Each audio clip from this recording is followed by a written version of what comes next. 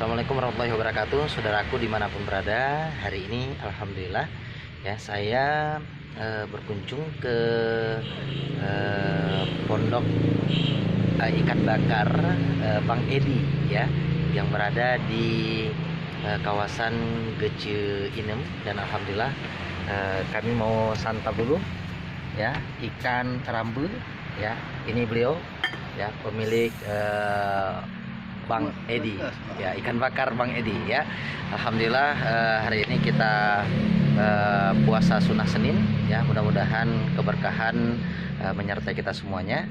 Ayo saudaraku warga Banda Aceh yang belum berkunjung ke pondok ikan bakar di kawasan Gece Inem ini ya, silakan ya, di dekat jalan ya, mudah-mudahan keberkahan menyertai kita semuanya. Amin amin ya rabbal alamin.